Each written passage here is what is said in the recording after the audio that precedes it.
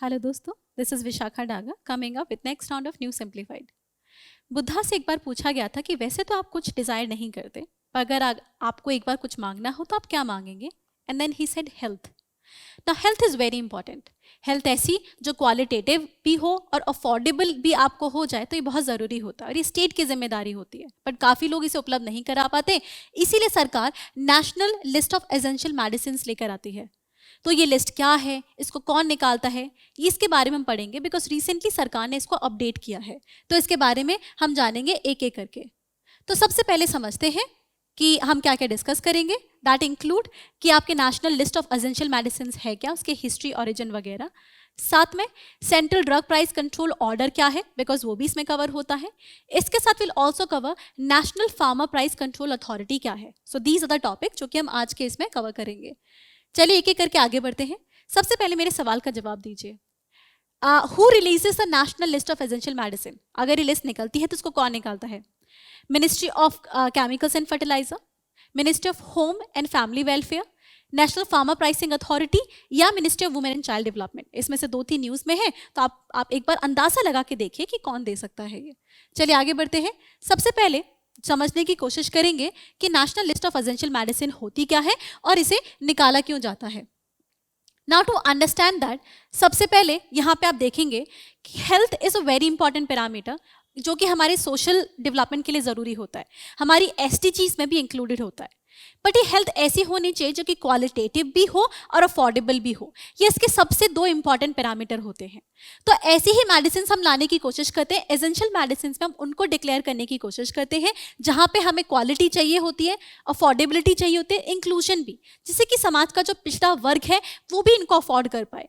क्योंकि कुछ डिजीजेस ऐसी होती है जो सबको होती है और ज़रूरी होता है कि उनके लिए मेडिसिन अवेलेबल हो। जैसे हार्ट अटैक हो, मतलब बहुत सारे लोग इससे इम्पैक्ट होते हैं, या टीबी हो, या बहुत सारी वायरल डिजीजेज जो आपको होती है।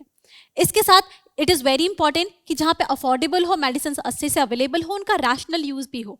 ऐसा ना हो जैसे टीबी के केस में आप एंटीबैक्टीरिया ऐसे ही खा लेते हैं, वो बिल्कुल ऐसे ही अवेलेबल आपको हो जाए। साथ में इट्स इंपॉर्टेंट कि ओवरऑल जो हेल्थ में आपका सेफ एंड इफेक्टिव ट्रीटमेंट हो, उसके लिए आपकी एसेंशियल मेडिसिन आती है। Now in this, but essential medicine समझने से पहले ये चीज़ ज़रूरी हो जाती है कि हमारी जो हेल्थ पे एक्सपेंडिचर होता है उसमें से सरकार का एक्सपेंडिचर बहुत कम होता है। आउट ऑफ पॉकेट एक्सपेंडिचर 62% होता है। मतलब लोग इतना खर्चा हेल्थ में करते हैं बाकी सबको इंक्लूड करके, जिसकी वजह से every year almost 62 millions Indian poverty में चले जाते हैं। और इस आउट ऑफ पॉकेट एक्सपेंडिचर में 42% खर्चा मेडिसिन के ऊपर होता है। इतना खर्चा, तो बीमारी आपको गरीबी में पहुंचा रही है और इस चीज को प्रिवेंट करने के लिए सरकार एसेंशियल मेडिसिन लेकर आती है। एसेंशियल मेडिसिन डिक्लेयर करने के लिए 2 चीजों का ध्यान रखा जाता है। एक डिजीज पे ध्यान देते हैं और दूसरा मेडिसिन के लिए। एक तो उन डिजीज के लिए डिक्लेयर करेंगे जिनकी प्रिवलेंस बहुत ज्यादा है, मतलब जिससे कि अगर इसको डिक्लेयर करें तो बहुत सारे लोगों को फायदा हो, तो एक डिजीज। और दूसरा पैरामीटर होता है मेडिसिन, कि जो मेडिसिन होनी चाहिए एक तो वो ऐसी होनी चाहिए कि सेफ हो, दूसरा उनका इफेक्टिवनेस काफी ज्यादा हो, और तीसरा कंपैरेटिवली बाकी मेडिसिन है ना वो अफोर्डेबल हो। जैसे आपका पेटेंट ड्रग और जेनेरिक ड्रग नहीं होते, जेनेरिक ड्रग ज्यादा अफोर्डेबल हो जाते हैं, तो इसमें दोनों कैटेगरी आ सकती हैं, पेटेंटेड भी आ सकते हैं और आपके जेनेरिक ड्रग भी आ सकते हैं। तो ये इस तरीके से हम डिसाइड करते हैं कि एसेंशियल मेडिसिन आपकी होती क्या है। इसका ओरिजिन समझा जाए तो सबसे पहली कंट्री जिसने ये लिस्ट निकाली थी वो तंजानिया थी 1970 में। 1970 में ये पहली ऑर्गेनाइजेशन थी। इसी से इंस्पायर होकर WHO ने भी ऐसा बोल दिया। And by 1975 world health assembly ने सीधा सीधा डिक्लेयर किया कि state should come up with such kind of list, और उसके बाद इसको इम्प्लीमेंटेशन मैकेनिज्म भी लाना चाहिए। नाउ WHO को जब लगा इसको और काम करना चाहिए तो WHO ने खुद अपनी मॉडल लिस्ट निकाल दी। WHO की एसेंशियल लिस्ट होती है जो कि उसने निकाल रखी है और जो कि 1977 में निकाली गई थी, और इसमें ऑलमोस्ट 186 ड्रग कैटेगरी आपकी आती है, ड्रग्स आती हैं इसमें। फाइनली इंडिया ने भी कुछ सीखा एंड 1996 में आके ministry of health and family welfare ने national list of essential medicine निकाल दी, जिसको अब तक कई बार अमेंड किया जा चुका है, इंक्लूडिंग आपका 2003, 2010-11 के आसपास, और रिसेंटली भी इसको अमेंड किया गया है। इसको मेंटेन करता है central drug standard control organisation, जो कि ministry of health and family welfare के अंदर ही आता है, राइट। ये इसको मेंटेन करता है। ये सारा का सारा काम ड्रग एंड कॉस्मेटिक एक्ट के अंदर करता है। पर ध्यान रखिएगा, ये जो CDSCO है ये इस एक्ट के तहत जरूर काम करता है, बट एक्चुअली ये जो मेडिसिन है वो इस एक्ट के अंदर नहीं डिक्लेयर की जाती। इसको डिक्लेयर करने वाला एक्ट और ऑर्डर दोनों ही डिफरेंट है। तो ये चीज आप जरूर ध्यान रखें, आपकी ये कौन निकालता है, बिकॉज ये सवाल मैंने आपसे पूछा था। अब जरा जानने की कोशिश करते हैं कि national list of essential medicine वो किस ऑर्डर के अंदर निकलता है। तो इसको लीगल बैकिंग मिलती है एक्चुअली इस ऑर्डर से, drug price and control order, जिसको 1955 में निकाला गया था। 10/11/13 के आसपास इसको फिर आपने अमेंड कर रखा था। तो इस ऑर्डर के अंदर निकलता है। ये जो इस ऑर्डर को इंप्लीमेंट करने वाली ऑर्गेनाइजेशन है वो मिनिस्ट्री ऑफ केमिकल वेलफेयर है, हेल्थ नहीं है। ध्यान रखिएगा, लिस्ट निकाली किसने?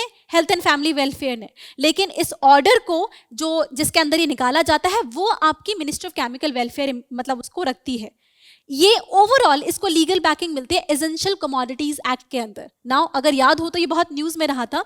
Essential commodities act basically, essential commodities act के अंदर आप किसी भी मतलब कमोडिटीज को, बहुत सारी ऐसी फूड या मेडिकल कमोडिटीज ऐसी होती हैं जिनकी प्राइस रेगुलेशन जरूरी हो जाता है।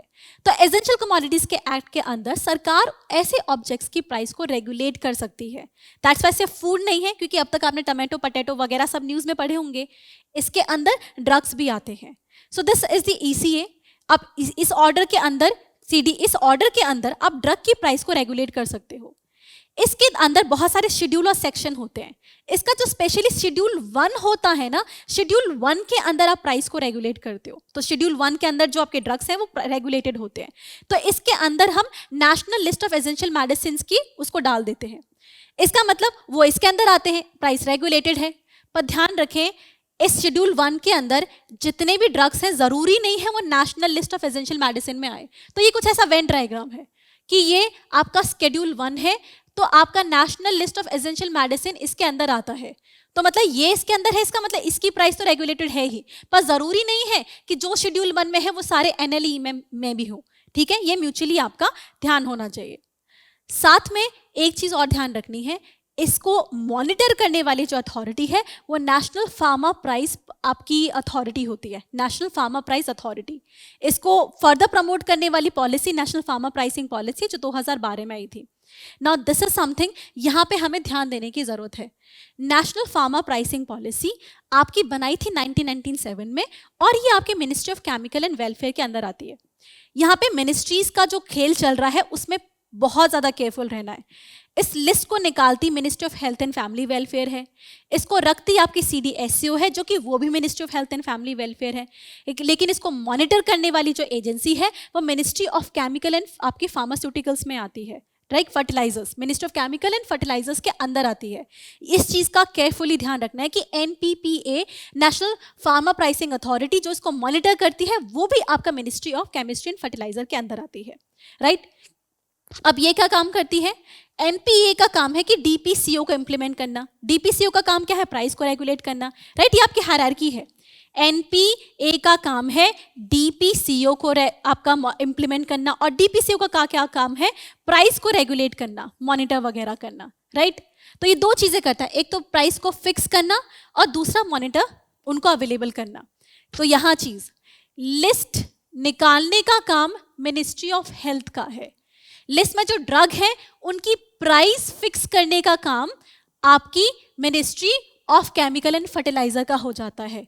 इसको मॉनिटर करने का काम लेकिन किसके पास होता है? ये भी ministry of chemical and fertiliser NPPA के पास। तो इसका ध्यान रखना, निकाला मिनिस्ट्री ऑफ हेल्थ ने, प्राइस फिक्स की मिनिस्ट्री ऑफ केमिकल ने, और मॉनिटर भी आपका ये कर रहा है। ये हायरार्की आपको ध्यान रखनी है। तो अब देखते हैं कि न्यूज में रिसेंटली क्या हुआ। न्यूज में रिसेंटली क्या किया, इन लोगों ने 39 ड्रग्स ऐड किए हैं और 16 ड्रग्स को एलिमिनेट किया है। तो ओवरऑल अब तक इसमें 376 ड्रग्स आते थे, बट अब इसमें 399 ड्रग्स आने लगे हैं, जिसमें आपके कैंसर, डायबिटीज और TB के बहुत सारे मेडिसिन वगैरह इंक्लूड किए गए हैं। तो आई होप अब मेरे सवाल का जवाब अब दे पाएंगे कि which body releases the national list of essential medicine. It is not ministry of chemical and welfare. वो प्राइस को रेगुलेट करती है और साथ में क्या करती है? उसको मॉनिटर करती है, बट रिलीज नहीं करती। रिलीज आपकी हेल्थ एंड फैमिली वेलफेयर करती है, Now with this we are done with the national list of essential medicine. I hope आपको topic समझ में आया हो, and if that is the case, like us, subscribe us and connect us, because we are present on various social media platforms just to help you. Current Affairs by Forum IAS is an all-in-one program that covers the dynamic aspect of the syllabus from both prelims and mains perspective. Last year, we have helped more than 100 students crack IAS with our current affairs classes.